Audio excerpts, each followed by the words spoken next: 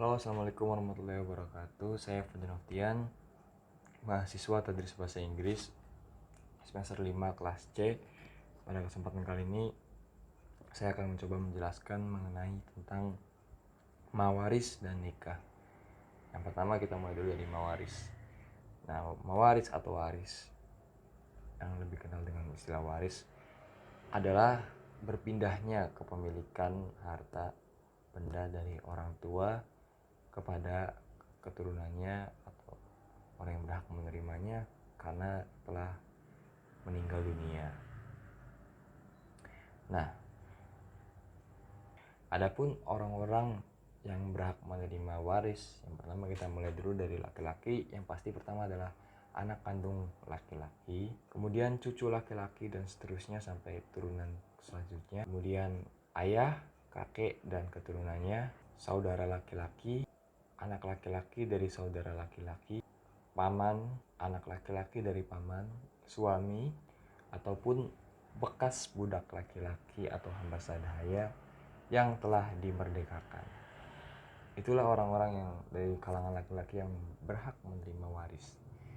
Kemudian yang selanjutnya ahli waris perempuan, ada 7. Yang pertama yakni adalah anak kandung perempuan. Kemudian adalah anak perempuan dari keturunan laki-laki atau cucu perempuan dan seterusnya keturunan. Kemudian ibu, nenek dan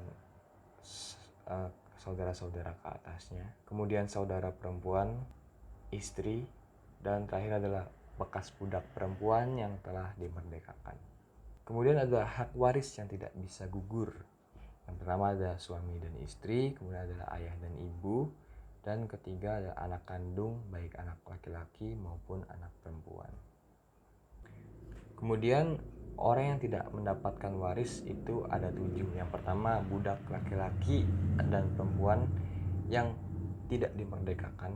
Kemudian yang kedua adalah budak yang merdeka karena kematian tuannya. Kemudian yang ketiga adalah budak wanita yang dihamili oleh tuannya dan melahirkan anak dari tuannya itu. Kemudian yang keempat, budak yang merdeka karena berjanji untuk membayar kompensasi atau bayaran kepada tuannya atau majikannya. Kemudian yang kelima adalah pembunuh, orang yang membunuh ahli waris. Yang keenam adalah orang yang murtad, dan yang ketujuh adalah orang yang berbeda agama. Nah, dalam mawaris ini selain waris ada juga adalah wasiat. Wasiat itu singkatnya adalah salah satu pesan dari seseorang sebelum meninggal, yang mana niatnya adalah untuk bersedekah. Akan tetapi ketika setelah meninggal dunia, wasiat ini harus wajib dijalankan. Contoh dari wasiatnya adalah misalkan ada seorang bapak kepada anaknya bilang, nanti ketika bapak meninggal tolong sumbangkan semua harta bapak kepada musola yang sedang dibangun itu. Nah, itulah yang dinamakan wasiat. Dan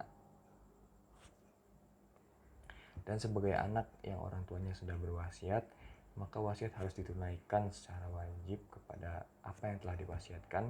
Dan alangkah baiknya ketika orang tua mewasiatkan sesuatu kepada anaknya dihadiri beberapa saksi yang dapat menyaksikan wasiat itu. Kemudian saya akan menjelaskan mengenai yakni nikah.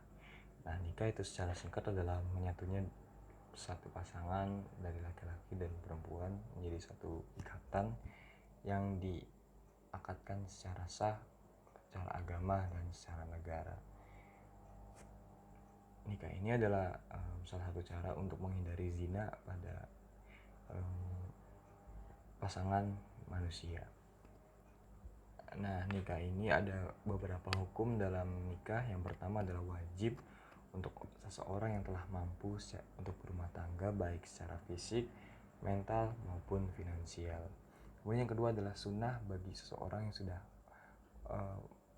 mampu untuk menikah namun belum bisa menafkahi istri secara finansial. Yang selanjutnya adalah makruh untuk orang-orang yang menikah namun tidak berencana memiliki anak. Kemudian selanjutnya adalah mubah untuk orang-orang yang menikah hanya untuk bersenang-senang atau melampiaskan syahwatnya saja. Kemudian haram apabila seseorang tidak memiliki kemampuan untuk menafkahi istrinya secara lahir batin.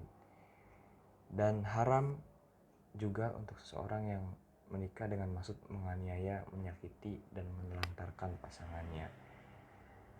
Selain itu, pernikahan juga bisa diharamkan jika syarat sah dan kewajiban tidak dipenuhi. Kemudian yakni ada syarat sah nikah dalam Islam. Yang pertama yakni yang pasti adanya calon mempelai laki-laki dan perempuan. Yang kedua adalah adanya wali untuk mempelai perempuan. Yang ketiga ada saksi dari kedua belah pihak. Kemudian yang keempat yakni adanya mahar, dan yang kelima adanya ijab dan qabul. Kemudian setelah syarat sah nikah yakni ada juga rukun sah nikah dalam Islam. Nah, berikut adalah rukun-rukun sahnya sebuah pernikahan dalam Islam. Yang pertama yakni mempelai pria dan wanita sama-sama beragama Islam. Yang kedua, mempelai laki-laki tidak termasuk mahram bagi calon istri atau bagi calon pengantin perempuan. Kemudian yang ketiga adanya wali akad nikah dari perempuan yang bersedia menjadi wali. Kemudian kedua mempelai tidak dalam kondisi sedang ihram. Dan yang kelima, pernikahan berlangsung tanpa paksaan, artinya harus sukarela dari hati masing-masing mempelai sama-sama mau untuk menikah. Demikian yang bisa saya sampaikan, mohon maaf. Terima kasih. Wassalamualaikum warahmatullahi wabarakatuh.